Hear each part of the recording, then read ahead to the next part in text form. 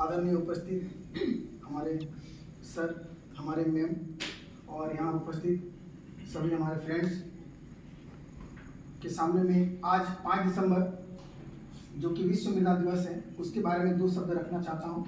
यदि इसमें कोई मुझसे त्रुटि हुई तो उसके लिए क्षमा कीजिएगा। एट फर्स्ट हम स्टार्ट करना चाहते हैं वो सच्चाई से, वो अपनी बात एक अपनी सच वाली बात से स्टार्ट करना चाहते हैं अपना विश्व मृदा दिवस के बारे में।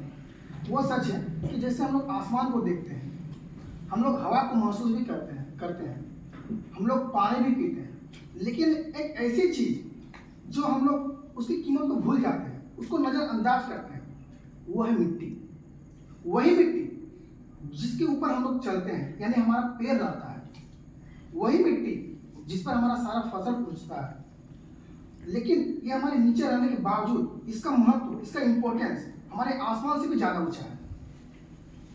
वही मिट्टी जिस पर हम लोगों ने अपना बचपन खेला, वही मिट्टी जो कि किसानों के हाथों पर आने से वो सोना बन जाती है, और वही मिट्टी जिस पर हमारा पूरा हम लोगों का जीवन टिका हुआ है। तो दोस्तों, मिट्टी बनने में सबसे एट फर्स्ट होता क्या है, मिट्टी बनता कैसे? मिट्टी बनने से पहले बहुत सारी प्रक्रिया से गुजरना पड़ता है। एट फर्स्ट चट्टाने जब मौसम, पानी यानी कि बारिश की वजह से, हवा की वजह से, ठंडा गर्म, इन सभी कारकों की वजह से जब चट्टाने टूटती और फूटती है, उसके बाद उसके जो टुकड़े बनते हैं, और फिर इसके बाद पेड़ पौधे के जो अवशेष होते हैं, जीव जंतु के मतलब जो सड़ते हैं, गलते हैं, उसके जो अवशेष होते हैं उस टुकड़ों में मिलती है, जिससे हमारा ह्यूमस बढ़ता है। इस प्रकार पूरी प्रक्रिया होने के गुजरने के बाद हमारा उपजाऊ मिट्टी तैयार होता है। तो चलिए दोस्तों, अब इसको मतलब और अच्छा से इसकी गहराई को जानते हैं कि मिट्टी के बारे में क्या। आज हम लोग खाना खाते हैं और रोज खाना खाते हैं, इसमें तो कोई शक नहीं है। और अभी तो ऐसा सीजन चल रहा है कि कहीं पर किसी की शादी ब्याह हो तो हम लोग क्या चल जाते हैं खाना खाने के लिए, और खाना खा के आ जाते हैं। बहुत सारे ऐसे भी होते हैं फुल प्लेट चाहिए, हमको ये कमी नहीं होना चाहिए, वो भी चाहिए, वो भी चाहिए, वो भी, मतलब सब कुछ चाहिए, और लास्ट में क्या होता है, आधा से ज्यादा फेंक देते हैं। और ऐसे ऐसे हम लोग को एक दिन में कम से कम हजारों लाखों की संख्या में हम लोग खाना को वेस्ट करते हैं। लेकिन ये हम लोग समझने का प्रयास कभी नहीं करते कि ये खाना आया कहाँ से था, और ये हम लोग का मतलब जानने का भी प्रयास नहीं करते कि ये आता कहाँ से। हम लोग जाते हैं रेडीमेड दुकान में, जाते हैं, चावल चाहिए चावल लेके उठा के लाते हैं, सब्जी चाहिए सब्जी उठा के लेके आते हैं, आटा चाहिए आटा लेके आते हैं, लेकिन इसके मूल जड़ तक हम लोग पहुंच नहीं पाते कि ये हम लोग का मिला तो मिला आके कहाँ से। अधिकतर बच्चों को, अभी जो नया जनरेशन में, किसी को भी पता नहीं होगा मतलब ये फूड आता कहाँ से, और ये आता कहाँ से, हमारी धरती माँ की गोद से आता है, मिट्टी से आता है। और मिट्टी से कौन लाने का प्रयास करता है? किसान अपना फसल उजाकर चावल की खेती करता है और अन्य प्रकार के बहुत सारी खेती करता है, जिससे हमारा पेट भरता है। तो मिट्टी एक बहुत ही हम लोग का मतलब जीवन के लिए बहुत ही अनमोल हिस्सा है। मिट्टी के बिना हम लोग कुछ कल्पना नहीं कर सकते। सबसे पहले विश्व मृदा दिवस हम लोग मनाते क्यों हैं? विश्व मृदा दिवस मतलब मृदा को संरक्षण करने के लिए यूएन यानी कि संयुक्त राष्ट्र ने एक बैठक बुलाई थी। संयुक्त राष्ट्र का 6 भाग होता है, उस भाग में एक भाग का नाम है महासभा। उस महासभा 2013 में IUSS के द्वारा एक मीटिंग रखी गई थी। IUSS का फुल फॉर्म होता है international union of soil science. इनके वजह से 2013 में मीटिंग हुई थी कि हमको मृदा को संरक्षण करना है। तो उसके बाद 2014 से लागू हुई थी। लेकिन 5 दिसंबर को हम लोग क्यों सॉइल डे मनाते हैं? इसके पीछे का रीजन है, थाईलैंड में एक बहुत ही शक्तिशाली राजा बहुत देर तक राज किया था। उस राजा का नाम था भूमिबोल अदुल्यदेव, जो कि बहुत ही प्रभावशाली था और मिट्टी को संरक्षण करने के लिए बहुत सारे काम किए थे। इसीलिए उसके जन्म दिवस के अवसर पर 5 दिसंबर से हम लोग विश्व मृदा दिवस मनाते हैं। तो लेकिन दुख की बात है, आज हम लोग मतलब मिट्टी को इतना प्रदूषित कर रहे हैं कि मतलब इसमें फसल उपजाना भी मतलब मुश्किल हो गया है। इसका कारण कौन है? इसके पीछे का हम लोग कारण, हम है, आप है, आप लोग की वजह से, हम लोग की वजह से हम लोग का मिट्टी प्रदूषित हो रहा है। बोलिए कैसे? हम लोग अंधाधुंध पेड़ों की कटाई कर रहे हैं, लेकिन क्यों काट रहे हैं? इसके पीछे हम लोग का क्या है? हम अपने स्वार्थ के लिए काट रहे हैं।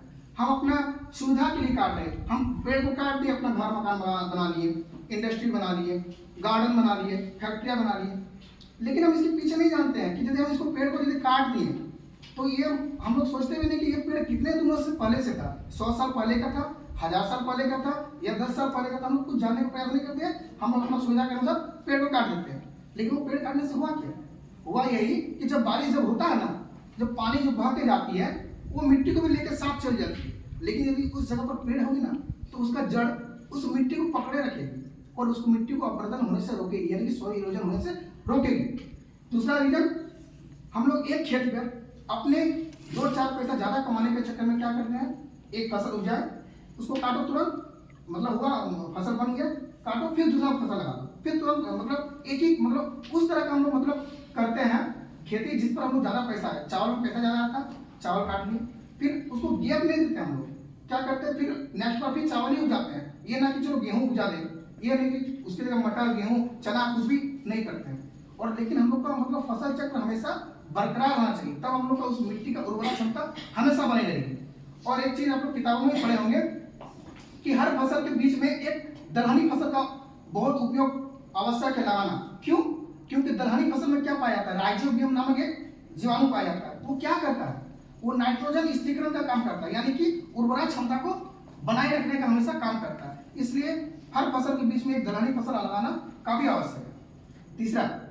तीसरा क्या है, हम लोग अपने रोजगार के लिए, रोजगार अभी औद्योगिक क्षेत्र में क्या होता है, ज्यादा से ज्यादा फैक्ट्रियों का निर्माण करते हैं और उस फैक्ट्री का निर्माण करने के लिए हम लोग बहुत बड़े बड़े फैक्ट्रियां बनाते हैं और उस फैक्ट्रिया से क्या होती है, गंदे पानी निकलती है, केमिकल निकलती है, वो कहाँ मिलती है, मिट्टी में मिलती है और मिट्टी में मिलने के कारण मिट्टी को प्रदूषित भी करती है। और कहीं कहीं तो गड्ढे खोद कर उसको मतलब केमिकल ऐसे चीज को मतलब डालने का नीचे डाल के हम लोग रख देते कि हम लोग को प्रदूषण ना हो ऊपर में, तो मिट्टी को प्रदूषण तो हो रही ना।